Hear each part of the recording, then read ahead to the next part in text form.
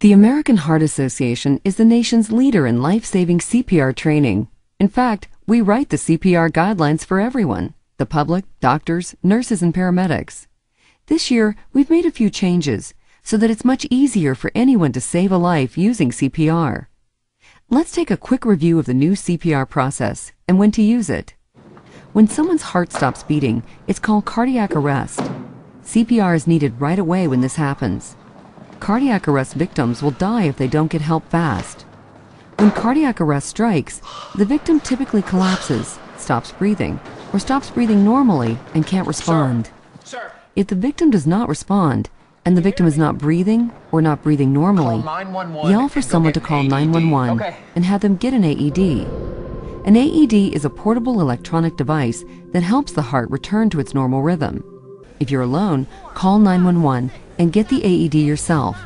Then follow the AED's voice prompts. If no AED is available, immediately start CPR, beginning with compressions. Doing CPR is not hard. Anyone can do it. And now the American Heart Association is making CPR easier than ever. We used to tell people that the proper steps for CPR are airway, breathing, compressions, or ABC. But we've changed that order, so the compressions come first. It's now compressions, airway, breathing, or CAB.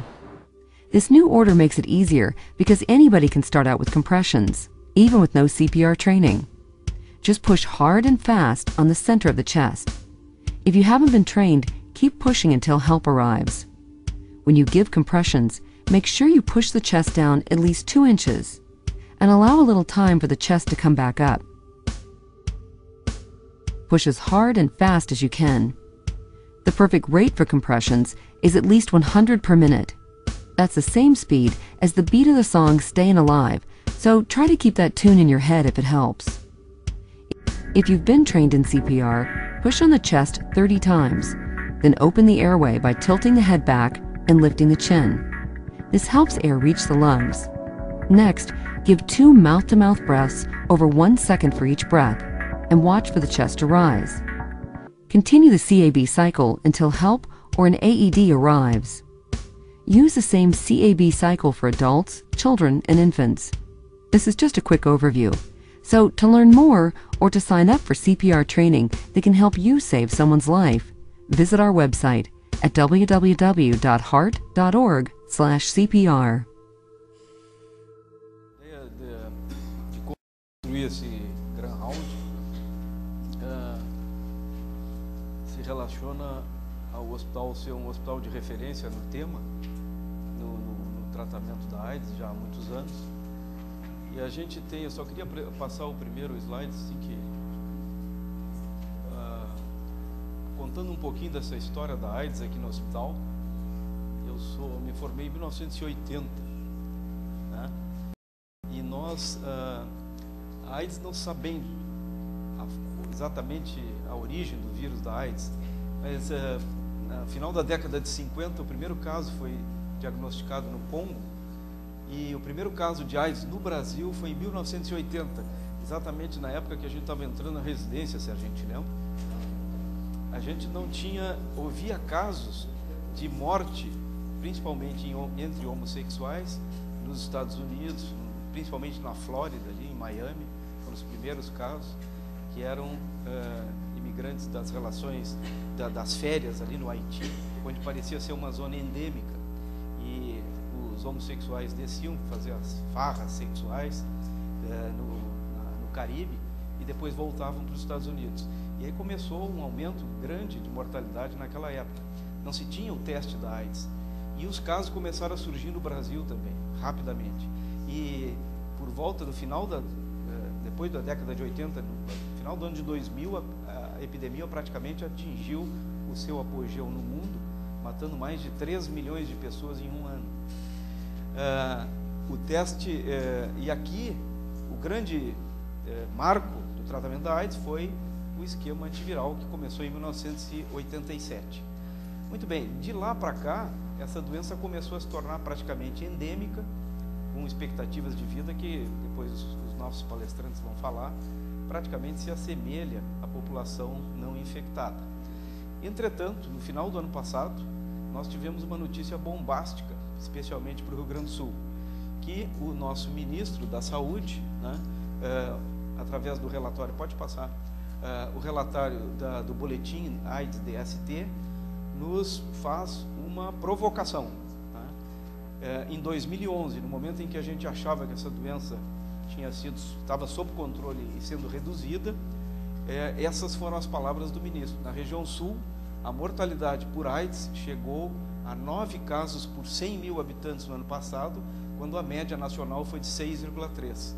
Apesar de representar menos de 15% da população brasileira, o Sul foi responsável por 23% dos novos casos de infecção por HIV em 2010. Então, enquanto todo o Brasil vem reduzindo a sua taxa de novos casos, nós estamos aumentando e parece com uma gravidade maior, inclusive com mortalidade maior. E, pelo que se sabe, não é exatamente só uma questão de notificação. Como a gente tem dúvidas sobre esse tema, e nós somos um centro de referência, a gente resolveu montar esse Grand Round, né, com os nossos experts no assunto. E a gente vai dividir, então, essa apresentação em 4 apresentações sucintas de 10 minutos cada um e deixar o tema para a discussão final. Nós vamos abordar a questão local, nacional e as formas de transmissão que essa doença tem. Vamos começar, professor Jair? Não, Ricardo. O professor Ricardo Kuchenberg vai nos dar, então, a visão do mundo brasileiro. Pode passar o...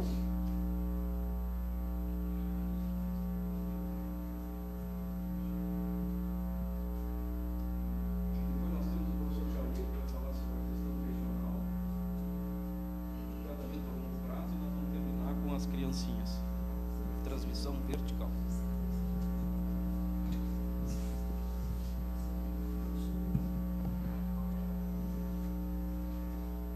Bom dia a todos. Eu queria agradecer ao professor Nazi e ao professor Sérgio Pinto Ribeiro pelo convite. Vou tentar cumprir o compromisso de 10 minutos e a ideia é de que a gente possa falar um pouco sobre o contexto nacional, fazendo eco um pouco no que o Nazi mencionou em termos de o que se passa do ponto de vista do contexto local e a perspectiva regional, região sul, Rio Grande do Sul. Mas, obviamente, esses dados todos que dizem respeito à epidemia de AIDS no Rio Grande do Sul ficam sob a responsabilidade do professor Jair. Pode passar o próximo slide, por favor. O Brasil, na sua 3ª década de epidemia, tem alguns dados interessantes que servem para nos ajudar a entender o contexto macro e o contexto regional.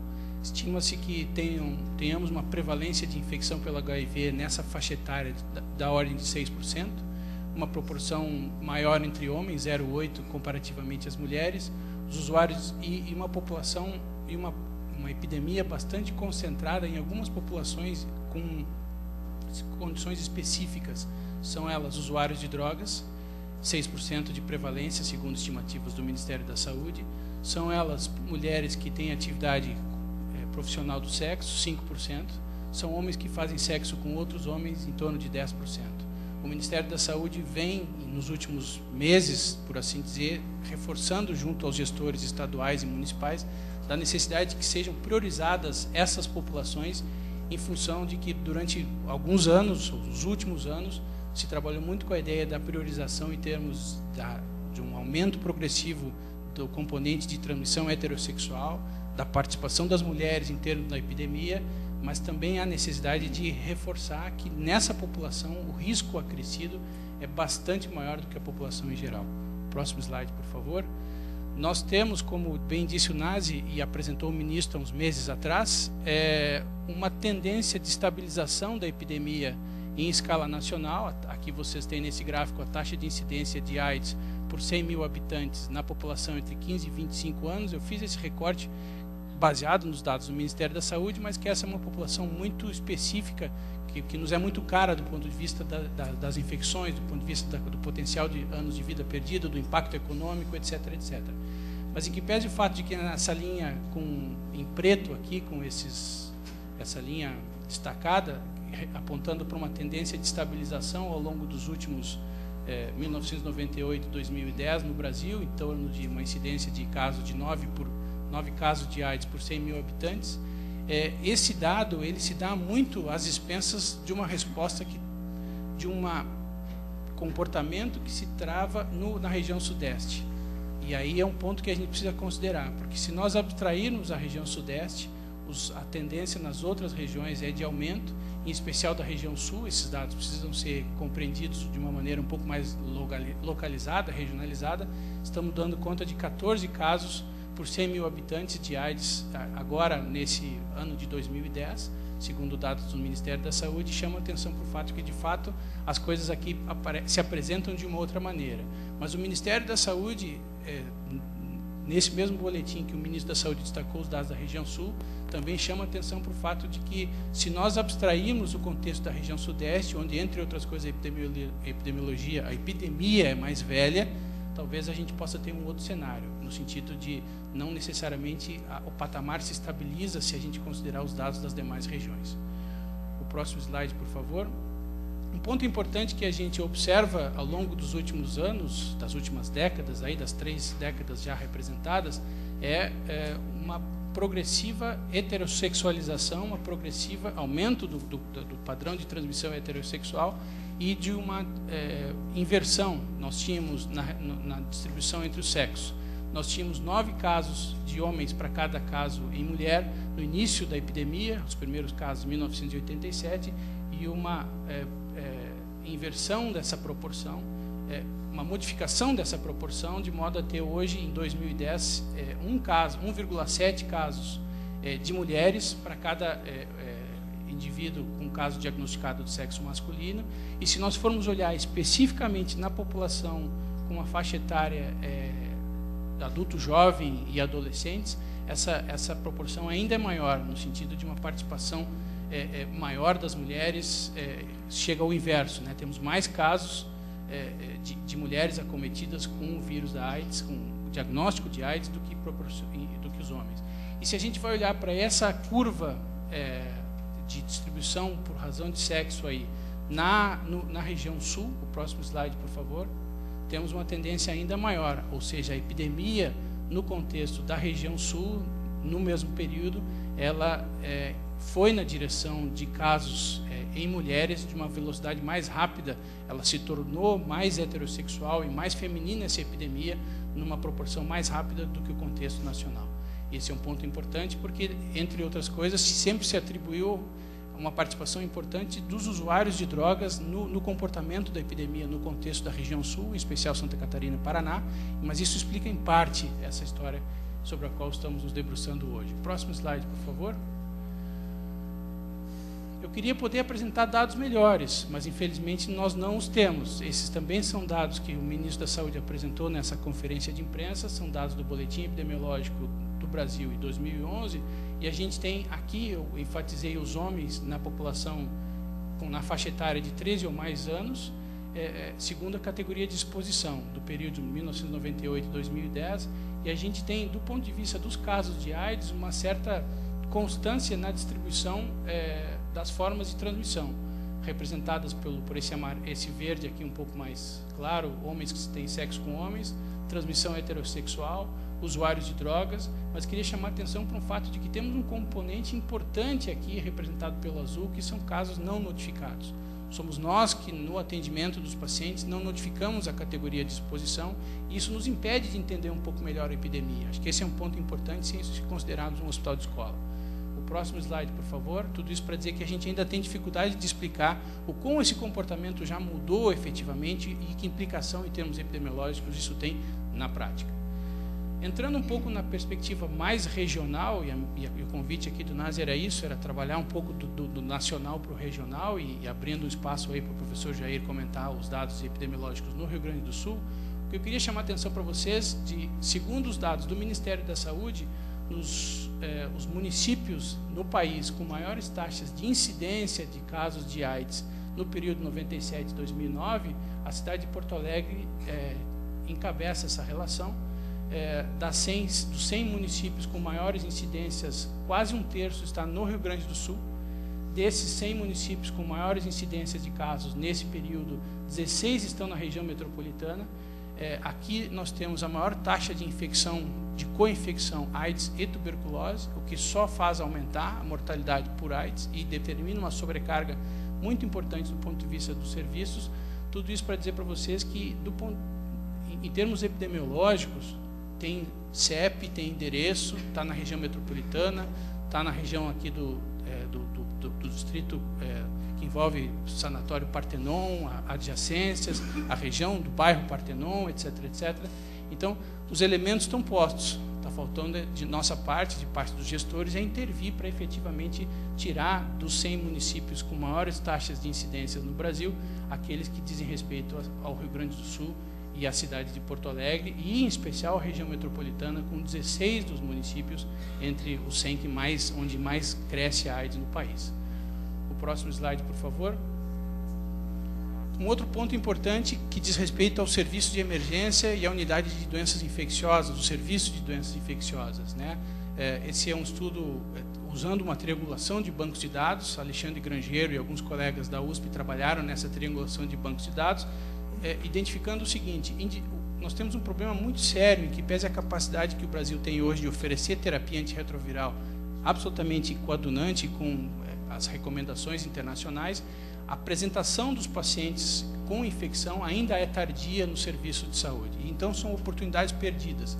Essa modelagem foi feita considerando basicamente indivíduos que chegaram já nos serviços ou em fase sintomática ou que tiveram contagem de linfócito CD4 abaixo de 200, ou seja, uma apresentação tardia.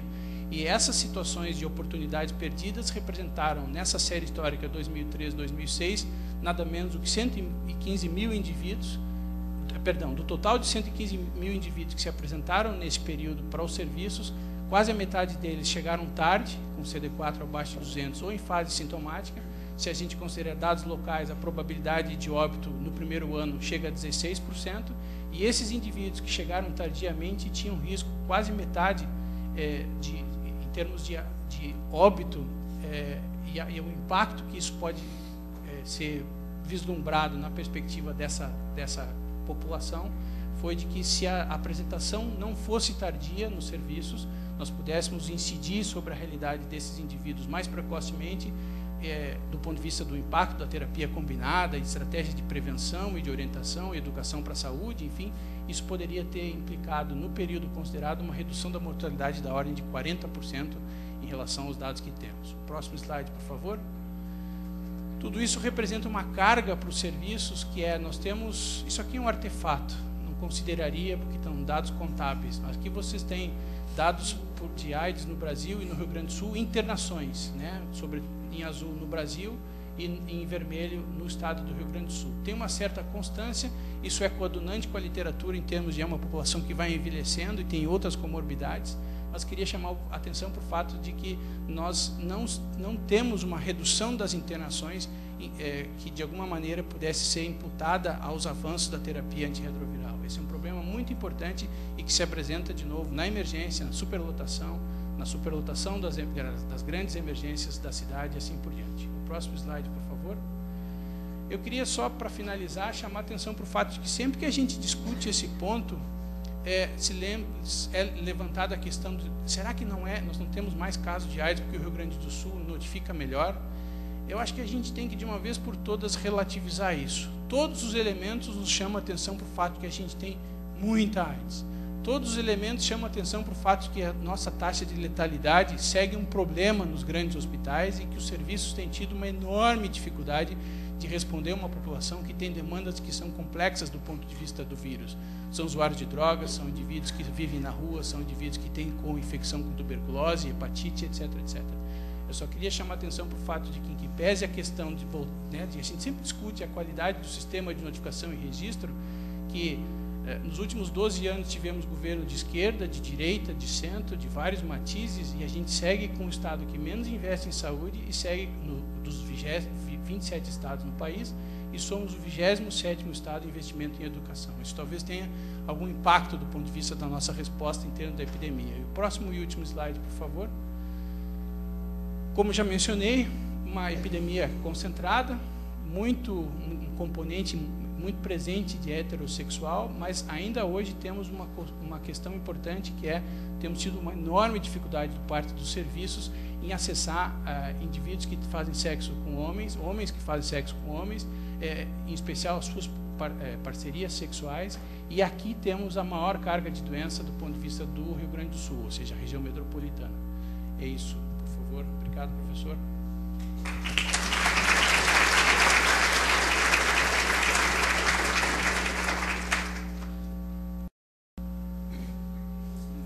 Quero agradecer também a oportunidade que eu tenho de apresentar os dados do Rio Grande do Sul.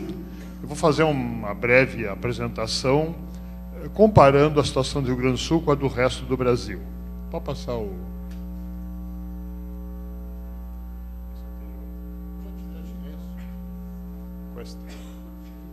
Sim? Sim. Quer dizer, não sei se vou saber funcionar.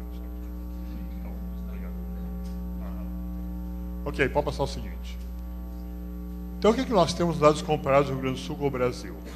O Brasil, pegando os últimos 10 anos, não houve mudança no coeficiente de incidência, flutuou aqui entre esses dois períodos, 2000 e 2010, mas o Rio Grande do Sul aumentou nesse mesmo período. E na mortalidade, o Brasil se manteve estável, embora, quando se faz o coeficiente padronizado, padronizando os dados de 2010 em relação à população de 2000, padronizando por faixa etária e sexo, o Brasil reduziu a sua mortalidade. O Rio Grande do Sul aumentou. Esses dados do Brasil aqui incluem os dados do Rio Grande do Sul, claro. Mas eu vou depois apresentar informações excluindo o Rio Grande do Sul e fazendo o Rio Grande do Sul versus resto do Brasil, certo? Vamos passar o seguinte. Então, sobre o coeficiente de mortalidade. Ora, mortalidade é óbito sobre aquela causa, no nosso caso aqui, AIDS sobre a população. Grosso modo, é o produto do coeficiente de incidência pelo coeficiente de letalidade. Então, nós temos que a incidência é casos novos sobre a população. No caso da AIDS, é casos diagnosticados, não necessariamente novos. Já vimos que muitos casos são tardios. É uma incidência de registro. E a letalidade são os óbitos sobre os casos, certo? Então, se nós multiplicarmos isso, caso significa com caso, temos óbitos sobre a população, que é a coeficiente de mortalidade. O que significa isso?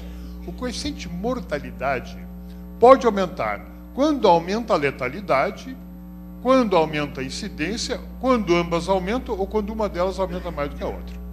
Nesses casos, aumentará a mortalidade. Então, por alguma razão, está crescendo a mortalidade do Rio Grande do Sul. Pode passar o seguinte. Então, o que nós temos sobre letalidade? Infelizmente, no Brasil, não se teve o cuidado de fazer um sistema de informação que permita calcular a letalidade de forma decente. Uma doença crônica, como é hoje a AIDS, a letalidade teria que ser calculada, por exemplo, por letalidade em 5 anos. Eu pegaria uma coorte de 2006, caso diagnosticado em 2006, e acompanharia até 2011 e calcularia quantos óbitos tem nesses 5 anos e teria o óbitos nessa coorte em 5 anos sobre o total de casos da coorte. Isso o nosso sistema não está montado dessa forma. Então, a gente não tem como tirar esse dado, que seria o dado ideal para mostrar diferenças de letalidade. Mas notem, então, o que eu fiz aqui? Fiz a razão de letalidade, tomando como denominador os casos incidentes acumulados nos últimos 5 anos. Não é a melhor maneira, mas é uma maneira aproximada, fazer uma aproximação da letalidade. Então, veja o que aconteceu. A letalidade no Rio Grande do Sul se mantém mais ou menos estável e vai decrescendo. A do Brasil, sem o Rio Grande do Sul, decresce, depois torna a crescer, e ela foi menor do que a do Rio Grande do Sul. Não muito menor, né? As diferenças são pequenas, a maior diferença é aqui, mas nos últimos anos ela é maior. E, além de tudo, a proporção de causas mal definidas no Brasil, sem o Rio Grande do Sul, é muito maior que a do Rio Grande do Sul. Notem que em todos os anos, em alguns anos, chega a ser 5, 4, 3 vezes maior, agora está 1,5 vezes maior. Bem, então, não dá para dizer que o Rio Grande do Sul tem letalidade mais alta que a do Brasil, o resto do Brasil. É semelhante, os dados estatisticamente são semelhantes. Pode passar o seguinte. Então, se não está relacionado com o maior coeficiente de letalidade, não parece estar, então ele deve ser consequência de uma incidência mais alta que se observa nesse estado. E quais seriam as causas dessa maior incidência? Vou passar o seguinte. Então, quais são as possíveis causas da maior incidência no Rio Grande do Sul? A incidência nós já vimos que é mais alta no Rio Grande do Sul. Em primeiro lugar, primeira hipótese, a epidemia no Rio Grande do Sul é das mais antigas entre as unidades federais do Brasil. Mas São Paulo e Rio de Janeiro têm epidemia mais antiga que a nossa e atualmente taxas mais baixas, eu descartaria essa. A notificação no Rio Grande do Sul é mais ágil que no resto do Brasil. Isso valeu até o final da década de 90, era verdadeiro. Né? Os dados do Brasil estavam sempre atrasados e parecia que o nosso era mais alto. Quando se corrigia, depois de 4, 5 anos, verificava-se que isso não era verdade.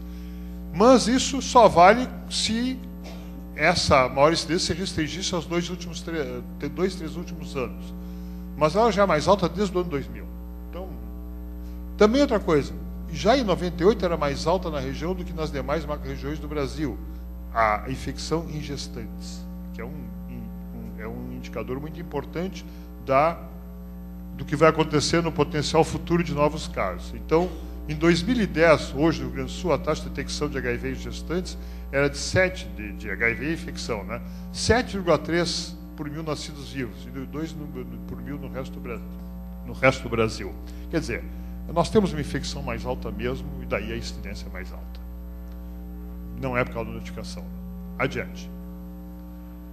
Nós teríamos maiores índices de variação de parceiro sexual no Rio Grande do Sul? Claro, a variação de parceiro é um fator de risco importante. Mas os dados da PICAP, que é a Pesquisa sobre Comportamento e Estudos da População, de 2008, mostram que os indicadores de variação de parceiro sexual da região sul têm níveis inferiores aos das demais macro-regiões do Brasil. Aqui se varia menos. Não é muito menos, mas é menos. Então não dá para dizer que é por isso. Menor uso de preservativo no Rio Grande do Sul, também os dados da PICAP mostram que os indicadores de uso de preservativo da região sul, a gente não está dividido por estado, né, têm níveis superiores das demais macro-regiões do país. Se usa mais preservativo aqui do que no resto. Também não é essa a razão. Passo seguinte. No Rio Grande do Sul circulam cepas dos vírus diferentes do resto do Brasil. É verdade. No Rio Grande do Sul, a predominância do sorotipo C, que teria maior infectividade, maior probabilidade de transmissão por relações heterossexuais. Aqui pode ter uma causa. A transmissão do HIV no Rio Grande do Sul é mais frequente entre drogadictos do que no resto do Brasil. Sim, é verdade. A proporção de usuários de drogas injetáveis entre os casos novos detectados no Rio Grande do Sul é maior que no resto do país. Pode passar o seguinte. Vejam que a proporção de UDI, quando aqui no Rio Grande do Sul era menor que o resto do Brasil, nós tínhamos menos usuários de drogas injetáveis entre os casos novos. O Brasil tinha mais. No momento que o Rio Grande do Sul teve mais usuários de drogas injetáveis, passamos a ter incidência maior do que no Brasil. Por que é importante esse usuário de droga injetável? Para passar o seguinte. Bom, em primeiro lugar, afora a transmissão por transfusão sanguínea, que essa dá praticamente 100% de risco em cada transfusão, mas ela se acha controlada no Brasil desde os fins da década de 80, o modo de transmissão mais eficiente do HIV é partilhamento de seringas e agulhas de injeção intravenosa. E essa prática é comum entre os drogadictos e usuários de drogas injetáveis. Os usuários de crack têm risco menor de contrair e transmitir o HIV porque não partilham seringas e agulhas com seus parceiros de drogadicção. Então, naqueles estados onde o crack entrou antes, o exemplo típico é São Paulo, onde na década de 90 o crack tomou conta, diminuiu a transmissão da AIDS. E o Rio Grande do Sul só entrou muito tardiamente com o crack. Então, esse efeito não apareceu ainda. Além disso, independentemente do tipo de droga usada, os drogadictos tendem a fazer sexo por dinheiro ou por drogas, variam mais de parceiro, e usam menos preservativos. Então, eles, além de contrair mais AIDS, eles transmitem mais AIDS por via sexual. Pode passar o seguinte. Então, qual é a hipótese? A maior incidência e, consequentemente, a maior mortalidade por AIDS no Rio Grande do Sul, em relação ao resto do Brasil, está associada à maior prevalência de usuários de drogas injetáveis e à maior circulação do HIV do sorotipo C. Essa é a minha hipótese. A hipótese não é uma afirmativa que pode ser considerada como conclusiva. Ela está baseada em estudos descritivos e análise de dados ecológicos. Ela está sujeita àquilo que a gente chama de falácia ecológica.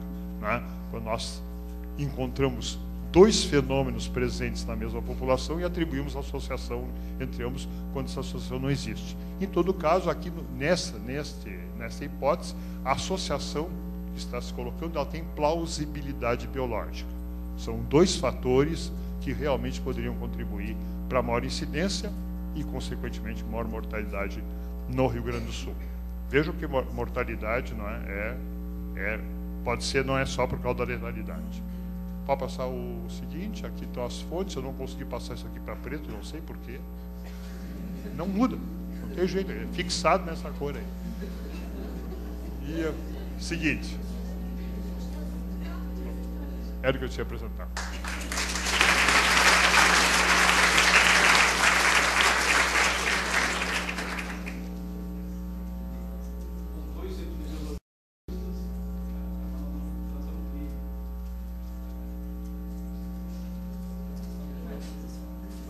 entrar mais demorado fazer.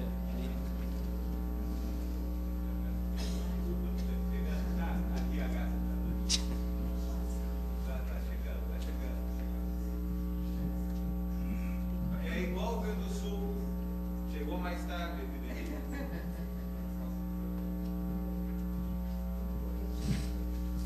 10 minutinhos, tá? Depois nós temos, para pequenininho pode ser até 7, né? Depois nós vamos abrir uma discussão, que nós temos aqui algumas autoridades aí do município ou do estado? Do município.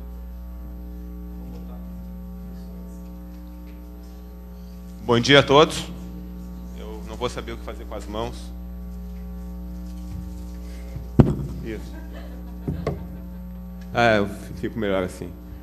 A minha mão fica. Queria agradecer o convite, dizer que autoridades municipais estão aqui, como Gerson Winkler. Puxando um pouco o que o Nazi falou, o professor Nazi falou, acho que é importante contextualizar um pouco mais. O Hospital de Clínicas começou o atendimento do HIV e AIDS por iniciativa do professor Matthias Kronfeld, por volta de 1984, 1985. Em 89, a gente começou o atendimento ambulatorial das pessoas com HIV, AIDS. E em 91, a gente instituiu uma coisa chamada South Brazilian HIV Cohort, chamada Coorte Sobrive. E muitos dos dados que eu vou apresentar hoje são baseados não só nesta coorte, mas principalmente na coorte. E muitas das informações que eu vou passar aqui, felizmente foram geradas aqui, por nós. Eu acho que isso não precisa, é só para a gente ter certeza que há 25 anos atrás não se sabia bem o que era, e hoje a gente tem certeza absoluta. O HIV é o responsável pela síndrome da imunodeficiência adquirida, preenche os 3 postulados de Koch, não resta dúvida sobre isso. O Nazi se formou em 1980, eu um pouquinho depois. Mas quem lida com HIV/AIDS desde essa época está sempre tendo que mudar conceitos, atitudes. E a gente aprendeu que, como sempre, nada necessariamente é definitivo. Isso era nós com a AZT, 1987. Quando a gente associou 2 drogas, a nossa potência era de diminuir a viremia em 40 vezes. Quando a gente associou drogas potentes, a nossa chance de supressão viral passou a ser universal em quem se trata. Esse é um vírus que está saindo da célula, isso aqui é o vírus maturo, cheio de cromatina no seu interior. Esse é o vírus que sai da célula nas pessoas que usam droga antirretroviral potente. Ele está vivo, mas ele não está maduro, ele não tem cromatina no núcleo, ele não vai se multiplicar e acabou.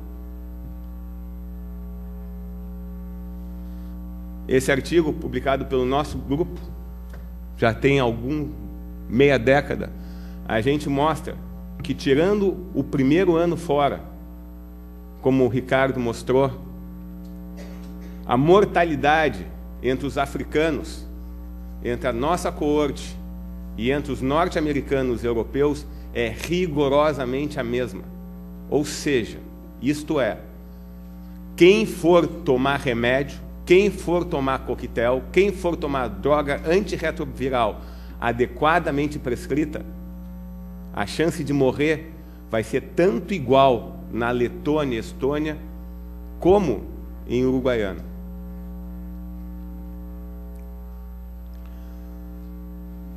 Há cerca de meia década, nós mostramos pela primeira vez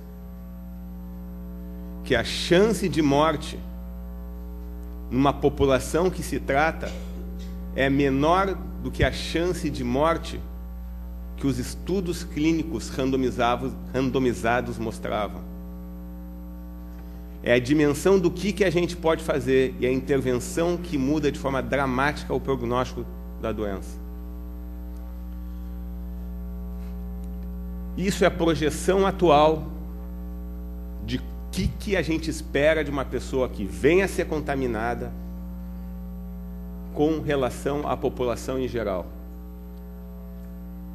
Se a gente comparar as populações das mesmas localidades, atualmente, em quem for oferecido assistência adequada, o prognóstico de vida será rigorosamente ou aproximadamente o mesmo da população em geral para aquela determinada localidade. E mais do que isso, naquelas pessoas que estão em acompanhamento, naquelas que imunologicamente a gente diz estarem, entre aspas, saudáveis, ou seja, com CD4 superior a 500 células, a chance de morte dessas pessoas será igual à da população em geral. Isto é, aquelas que ficaram doentes, se recuperarem imunologicamente, depois de meia década em acompanhamento, a chance de morte delas se aproxima da população em geral. Existem algumas coisas. A gente tem que imaginar que o que a gente viu com a AIDS é um filme que a gente está vendo do final para o início. A gente começou tudo atabalhadamente. Começamos com as complicações para tentar entender melhor a fisiopatogenia da doença. E a gente diz, eu pelo menos digo, que talvez a AIDS seja a síndrome inflamatória da doença ou da deficiência adquirida. O que vocês vão ver aqui é uma animação, é o que acontece com o marcador inflamatório, no caso de dímeros, em relação com a viremia de uma pessoa.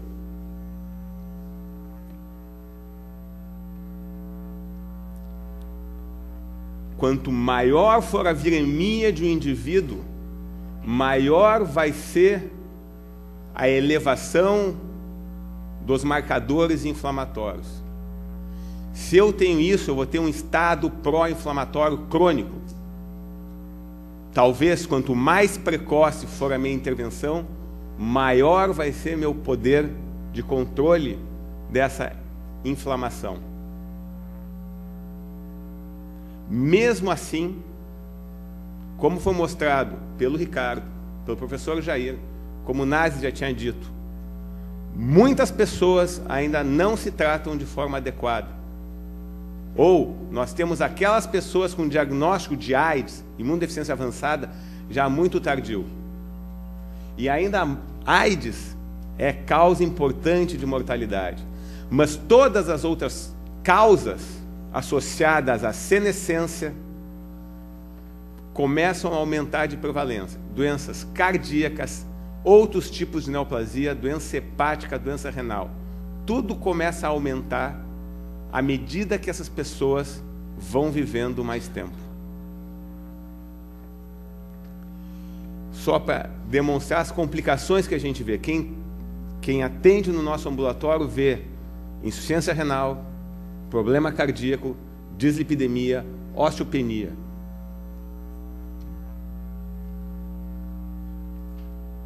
E agora, rapidamente, só para saber e para falar que alguma coisa de mortalidade e da dificuldade do tratamento. Uma coisa boa, entre aspas, se isso pode ser, o crack, como o professor Jair mostrou, as pessoas não vão usar, não vão injetar. A chance de transmissão de HIV vai ser menor.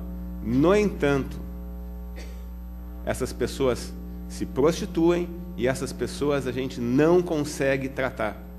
E certamente são as pessoas candidatas a uma morte mais precoce, sem, infelizmente, se beneficiarem da nossa intervenção. saber que quanto mais difícil for para se tomar um medicamento, ainda mais de uso crônico e contínuo, mais chance nós vamos ter de insucesso. Esse é o mapa geral da distribuição dos subtipos do HIV no mundo. Em verde, subtipo C, que é o vírus que predomina no mundo todo. Nos africanos, principalmente no Sudeste Asiático. No Brasil, a maior parte da epidemia foi pelo subtipo B, que é aquela da Europa, dos Estados Unidos. O subtipo C, como o professor Jair também falou, ele é mais facilmente transmitido via sexual, porque ele precisa de macrófago, ele não precisa de linfócito. Então ele é mais facilmente transmissível via sexual. Pode clicar de novo. E nós, nos estudos em conjunto, Rio Grande, Porto Alegre e Rio de Janeiro, demonstramos que a epidemia na região sul, ela começou com B, mas veio também subtipo C.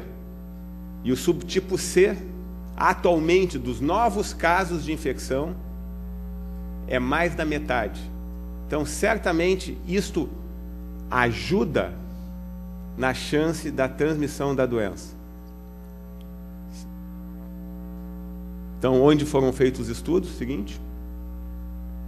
E, mais recentemente, a gente demonstrou que existe um vírus gaúcho, a assinatura nossa, que é o subtipo B, que se juntou com um pouco do subtipo C, e esse subtipo viral tem mais tropismo por macrófago.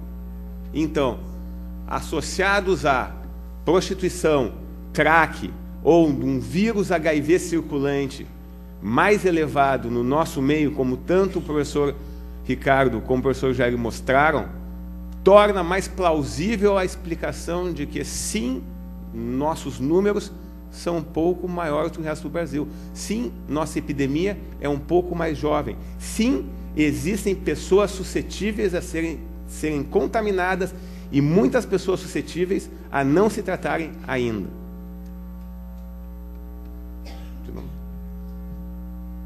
Então, só para dizer que nós temos o BC,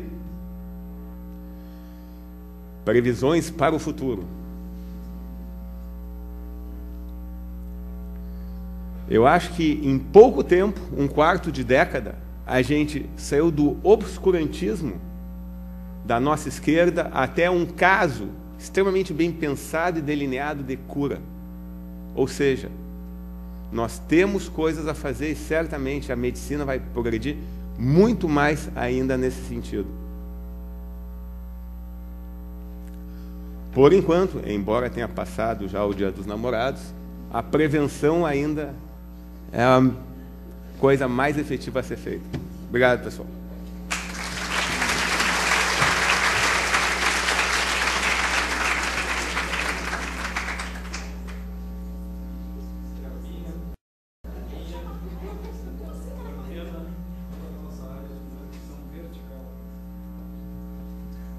Bom, pessoal, enquanto a gente fica falando do que temos a fazer, os pediatras, e quem trabalha com criança tem, eu acho, uma certa vantagem, porque nós estamos vendo que transmissão vertical do HIV ela é perfeitamente evitável. Então, é a única situação em que eu tenho certeza de que, se nós mudarmos o processo de trabalho, nós vamos ter mudança do desfecho. Tá? Eu só consigo apertar as duas coisas e fica difícil. Troca, tá. Bom, então, assim, tentando contextualizar, como é que acontece a transmissão vertical? Em qualquer momento da gestação, estima-se que 25% a 30% aconteça intraútero e 70% a 75% aconteça no trabalho de parto e parto. São momentos importantes para a gente poder intervir. Existe um risco acrescido quando tem leite materno de 14% a 29%. Em 1994, né, saiu a primeira grande intervenção em transmissão vertical, que foi o uso de AZT pela gestante. Então, a gestante usava durante a gestação, trabalho de parto injetável e o bebê por 6 semanas. E esse estudo, né, que é o PSTG 076, mostrou a taxa de transmissão do grupo que recebeu placebo, 25%, e o grupo que recebeu AZT, 8,3%. Isso foi a grande mudança. A partir daí, outros trabalhos surgiram, tá? Como, por exemplo, esse aqui, que é muito importante, né, que mostrou que sem TARV, sem tratamento, a taxa era de 20%. Só usando AZT, 10%. Com terapia dupla, 3,8%. E com HARTS, que é terapia potente, essas taxas caem ao redor de 1%. E é essa a ideia, né? Que a gente possa ter menos do que 1% de transmissão. Tá? Bom, em 2011, agora, a UNAIDS lançou um plano de eliminação da transmissão vertical do HIV como meta até 2015. E o que eles... Claro, isso é algo pensado muito mais para a África, né? E situações semelhantes. Mas, assim, ó, eu acho que os passos são os mesmos, né? Então, o que nós temos que ter? Aconselhamento para nossas gestantes e testagem, avaliação de imunidade dessas mulheres, profilaxia durante a gestação, né? Monitoramento do uso dessa medicação, manejo adequado do trabalho de parto e do recém-nascido, isso já está bem escrito, né? E AZT para o bebê e um diagnóstico precoce da situação dessa criança. Isso é simples? Não, não é. A gente tem visto que mesmo dentro, né, de um local como o Hospital de Clínicas de Porto Alegre, isso não é simples. O próximo. Bom, o que o consenso do Ministério da Saúde preconiza hoje? Oferecer o teste anti-HIV para toda gestante, com aconselhamento pré e pós-teste, na primeira consulta do pré-natal e no 3º trimestre. Quando se começou, era a primeira consulta, ou era em algum momento da gestação. Então, faz o teste, está negativo, pronto. É uma vacina, né? Era esse o raciocínio que se fez, e essa gestante, como não vai transar mais, ela não vai se infectar, e esse bebê, então, nascerá saudável. Com o tempo, foi se vendo que não era bem assim. Tá? Bom, aqui eu tenho os dados de Porto Alegre. Eu gostaria de agradecer, né, ao Gerson, a Lisiane, o pessoal que me passou esses dados. Eu fui atrás no Estado, esses dados estão meio confusos, então achei bem importante, né? Então, o município tem um banco, né, onde eles têm 4.400 gestantes, né, no período de 2001 a 2011. A taxa de transmissão vertical do HIV é ao redor de 5%. Então, assim, ó, a média, né, mas tem 4,9, tem 5,3, tem 4,8, tá? Bom, a última sabida, né, que nós precisamos de 2 anos para fechar o caso, é de 2009, 5,4%. Dessas mulheres, deste banco como um todo, 30% dessas mulheres não têm pré-natal. Então, aquela primeira situação preconizada não acontece. Eu não sei o diagnóstico. Quando eu falo que não tem pré-natal, elas têm menos do que 6 consultas. Tá? 57% dessas mulheres já se sabiam HIV antes do pré-natal. 31% descobriram no pré-natal, 10% só no parto. 14% dessas mulheres não tinham qualquer consulta de pré-natal. E, algo bem importante, 10% dessas mulheres não usaram AZT em EV, porque chegaram em período expulsivo, né, porque não, foi teste rápido e não deu tempo, nascimento na rua, no domicílio. A Lisiane me passou que a taxa de não uso de AZT EV no clínicas é ao redor de 6%, que é uma das mais baixas da cidade. Próximo. Bom, e aí, assim, ó, na realidade, para que a gente possa atingir essa taxa zero, ao redor de zero, né, o que vai se fazer? A população é igual? Não, não é. Então, eu tenho mães que não usaram nada e tenho mães que estão há 5 anos com carga viral indetectável. Então, a ideia de que tem que se fazer mais por aquele que não recebeu nada. Aí saiu esse estudo, que é o HPTN 040, que fez 3 braços, né? Eram mães que não usaram medicação no pré-natal. E elas puderam usar, então, algumas chegavam a tempo de usar EV, são mães de teste rápido. Todos os bebês usaram AZT, um grupo, além do AZT, usou nevirapina, e o outro grupo, além da nevirapina, né? Então, usaram 2 drogas e 3 drogas. No próximo. Tá? E o que a gente viu, né? Bom, então isso aqui são os 3 braços, pode passar? Tá? O grupo do AZT, a taxa de infecção foi 4,9, com 2 drogas, a taxa caiu consideravelmente. E esse, então, é o segundo grande marco para as crianças. Né? O consenso do Ministério está se reunindo, a gente está se reunindo ao longo desse primeiro semestre, e vai mudar. Nós vamos usar nevirapina para todos os bebês, além do AZT, para todos os bebês que a mãe não fez profilaxia na gestação. Tá? O próximo. E aí? Bom, a gente pede 2 testes, né? Só isso é suficiente? O doutor Breno fez esse estudo no Conceição, muito interessante, que é isso aqui que eu gostaria que a gente olhasse. Tá? Porque, assim, ó, mulheres que usaram HAART na gestação, a taxa de infecção é essa aqui, né? Foi um caso, esse grupo, 0,7%. Mulheres que fizeram soroconversão na gestação, tá? Essa taxa sobe para 33%. Porque eram mulheres que fizeram no primeiro trimestre, eram negativos, aquilo que a gente falou, né? Elas não transam mais, nada não vai se infectar. Não é verdade. Então, assim, ó, essas mulheres fazem pico de carga viral e infectam esse bebê com uma chance muito maior do que as mulheres que não usaram medicação. Próximo. Esse é um outro estudo que eu acho fantástico lá do Conceição, que é o TRIPAI. O que eles fizeram? Eles pedem teste rápido para todas as mulheres que chegam lá para ter filho. Então, para as mulheres negativas, eles ofereceram para os pais, para os companheiros. E uma taxa de 0,66% de homens, de parceiros positivos de mulheres negativas. Então, este é o bebê que vai infectar pelo leite materno, porque essa mulher ela não sabe que é seu parceiro, eles não se sabem infectados.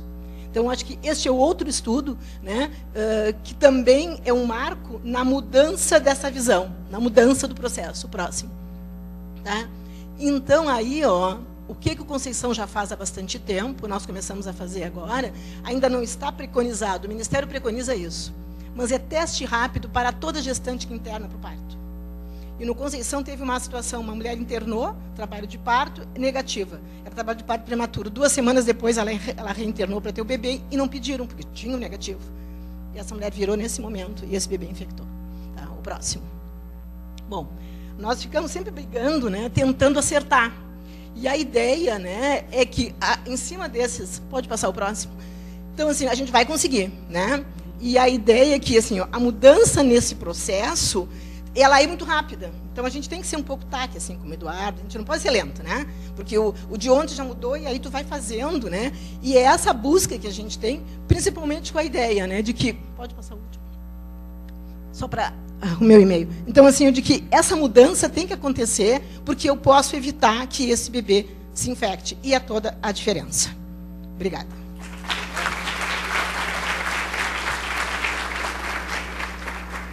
Acho que nós temos 5, 10 minutos para discussão. Queria convidar os palestrantes. Eu acho que vou fazer o convite para o nosso representante aqui da autoridade municipal. Nós temos uma ideia, eu acho que esse Grand Round, nós temos uma ideia de começar a divulgar os nossos Grand Rounds para outros centros médicos, né? Eu acho que esse Grand Round a gente teria, ele tem tanto conteúdo que eu acho que é nosso papel, hein, Sérgio, Nadine, de mandar, quem sabe, para nossos ex-residentes do interior, outros centros médicos, porque eu acho que as informações que nós tiramos aqui são de saúde pública, são da mais alta importância para nós no Estado. Eu queria abrir a discussão. Perguntas?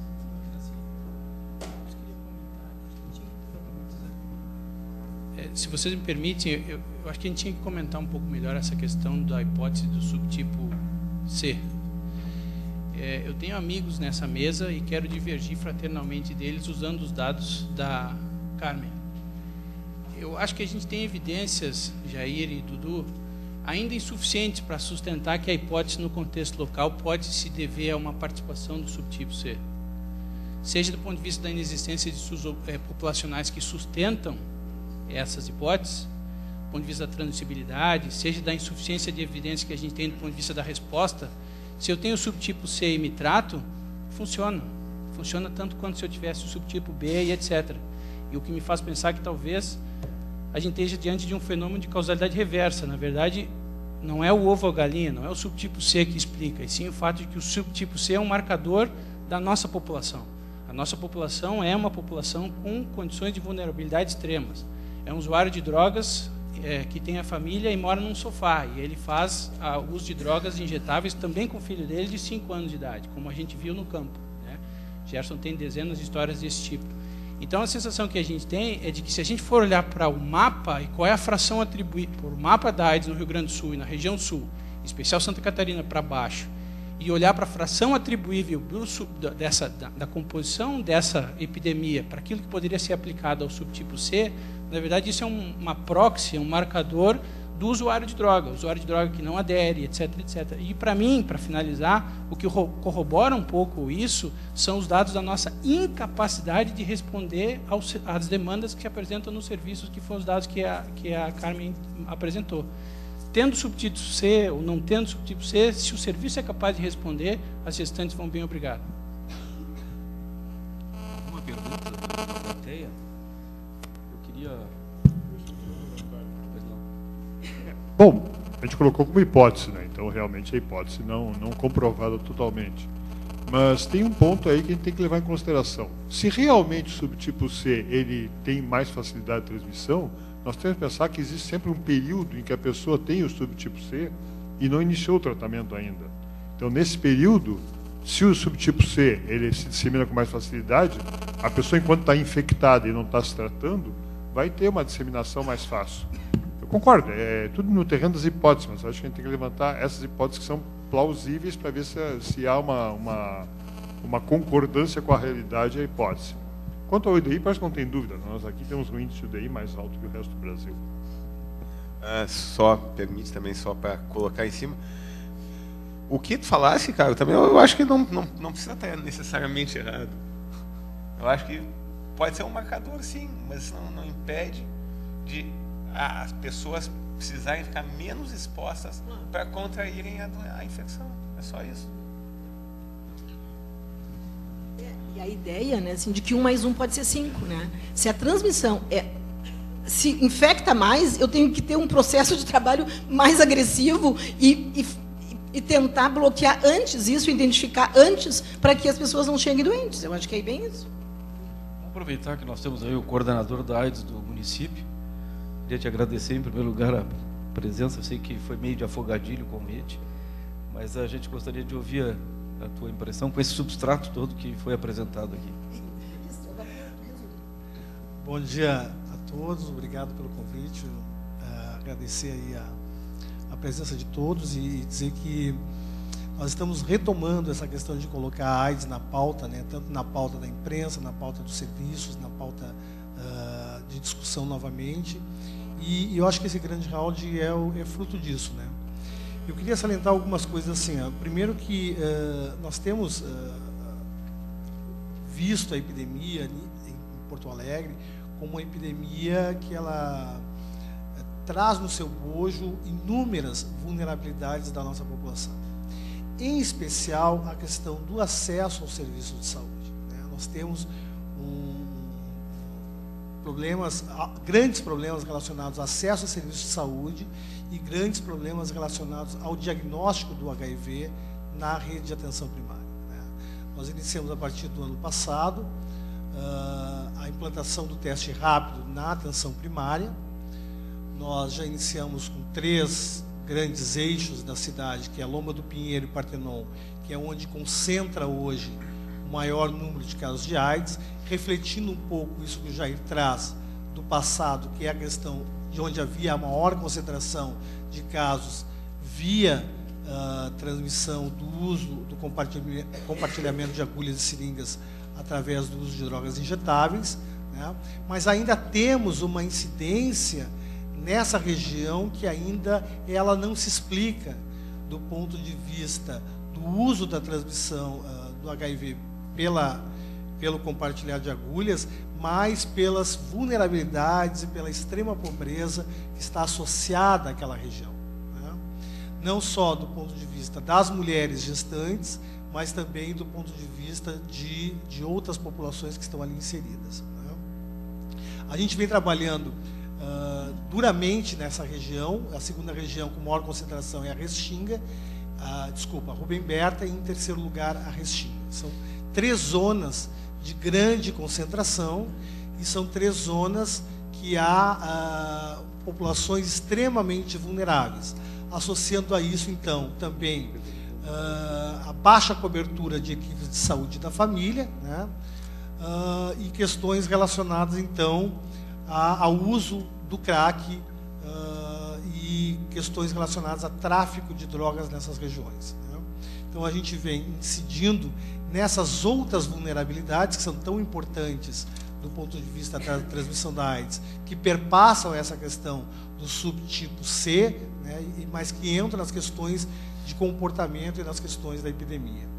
Esse ano nós publicamos uma portaria que obriga todos os serviços a implantarem o teste rápido, a exigirem o teste rápido nas gestantes, né? Nenhum serviço de AIDS, nenhum serviço de atenção primária deve deixar de aplicar o teste rápido na gestante, né? Iniciamos a implantação do teste rápido nas emergências, os pronto-atendimentos da rede da prefeitura estão iniciando todo o processo de testagem rápida, né, para identificação em cima de critérios clínicos, em cima de graus, de níveis de gravidade de doença, o uso do teste rápido, identificação nas emergências e posterior encaminhamento para os serviços de referência. Isso são medidas que a gente considera importantes, porque hoje a porta de entrada das pessoas com AIDS ela tem sido as emergências.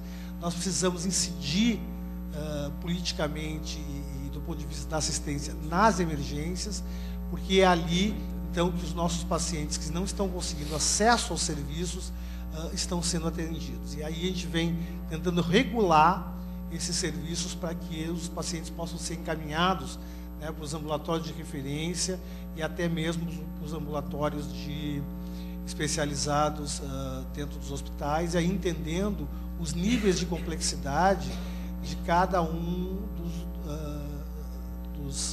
do sistema, né, da rede AIDS. Quer dizer, atenção primária pegando a sua resolutividade, os ambulatórios e o nível hospitalar.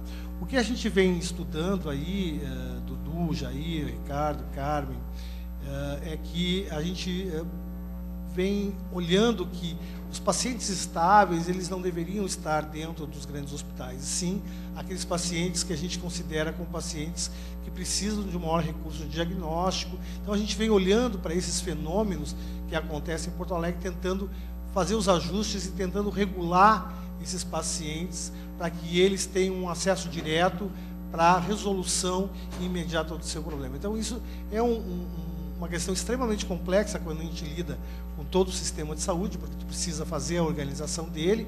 Nós optamos por um caminho que é o caminho das emergências e dos pronto-atendimentos, muito em cima do comitê de mortalidade que vem aí se reunindo uma vez por mês e olhando esses dados e revisando e fazendo uma reengenharia reversa do ponto de vista de olhando a partir dos mortos o que está acontecendo com os vivos, né, buscando entender, né, que epidemia é essa que está localizada no Rio Grande do Sul, que está localizada em Porto Alegre, e quais são os determinantes desse óbito, quais são as circunstâncias desse óbito. A gente então vem revisando a cada óbito, de cada hospital, olhando ele, entendendo o que aconteceu com esse paciente, correndo atrás das situações, preenchendo planilhas para entender por que essa pessoa faleceu. E aí, em concordância com o Dudu, realmente, hoje, né, a gente tem uma mortalidade que ela é inadmissível, né? Então, nós temos que ter uma postura de tolerância zero para esse óbito, porque é inadmissível hoje, com todo o recurso, toda a tecnologia que nós temos de antirretrovirais hoje, nós termos um óbito, né, de AIDS na cidade que não esteja relacionado aí a fatores de multiresistência, a fatores de não resposta ao tratamento do HIV, né?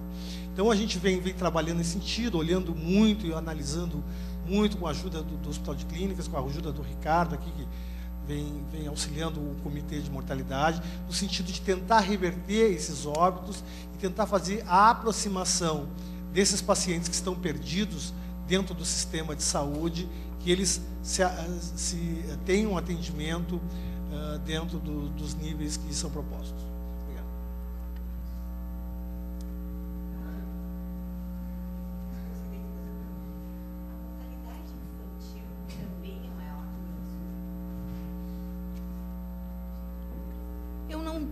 Agora, não tenho este número, mas não tenho esta ideia. Acho que não. Acho que a mortalidade não é. Pois é, não, estou dizendo, eu não tenho este número, né? Mas assim, ó, do ponto de vista de quem trabalha na ponta, acho que não é. E as meninas aqui, a doutora Letícia, a nossa colega que está aqui também, ela é praticamente, é o nosso Álvaro Alvim da pediatria, e a Letícia, que é a coordenadora de Viamão, que está aqui conosco também, e a outra colega dizendo que não é.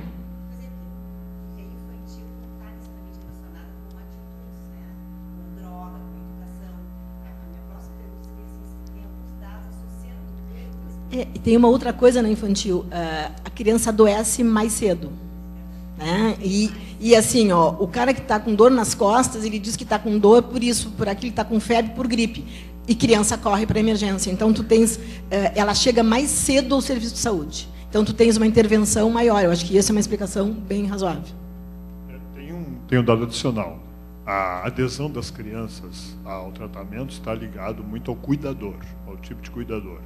Curiosamente, uma tese que foi feita aqui há 6 anos aqui em Porto Alegre, verificou que as crianças que tinham melhor adesão eram as que estavam institucionalizadas. Por quê? Porque frequentemente essas crianças são filhas desses pacientes que negligenciam o tratamento e também negligenciam. As que estão institucionalizadas é que tinham melhor adesão, porque estavam num contexto mais protetor nesse sentido. Vamos para a última pergunta, Rodrigo.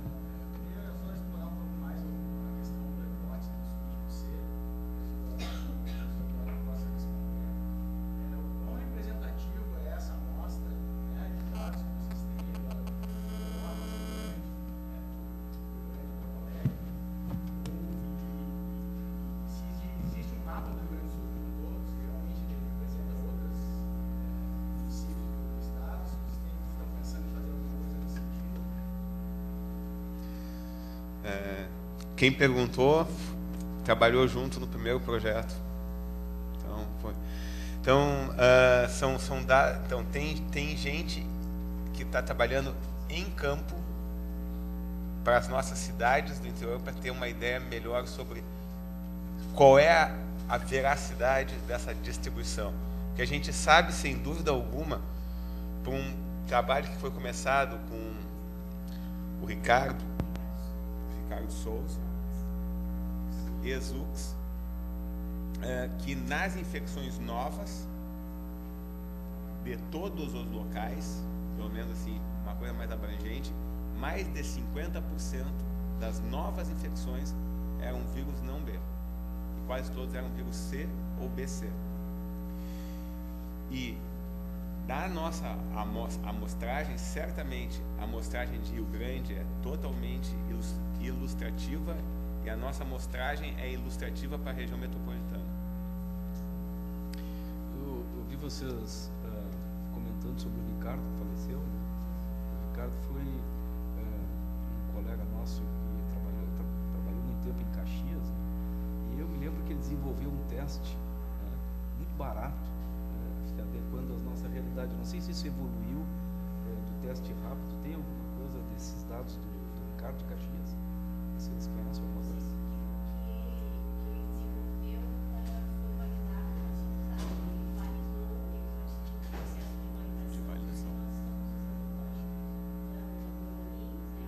É um teste diferente do teste rápido? Não. É um outro papel, uma metodologia, só que é mais barato. Não precisava ter tudo isso aí, nada.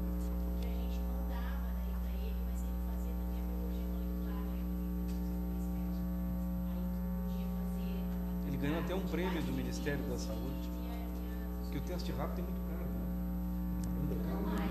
né? Não é mais? Bom, queria agradecer a presença de todos, dizer que foi um Grand Round muito educativo, e eu acho que o Eduardo fez uma justa homenagem que eu me esqueci de falar no professor Matias, que infelizmente não está aqui. O hospital foi pioneiro no atendimento da AIDS. Eu acho que esse Grand Round deve certamente trazer material para o nosso gestor e, inclusive, uma ideia da gente continuar cada vez estreitando mais os laços. Obrigado a todos, até quarta que vem. Já que ele falou no Dr. Matias, eu não posso esquecer o Dr. Nilo Galvão, que foi o nosso pioneiro na pediatria, né? E que tudo que nós temos hoje começou com ele. Eu acho isso uma coisa importante. Faça, João.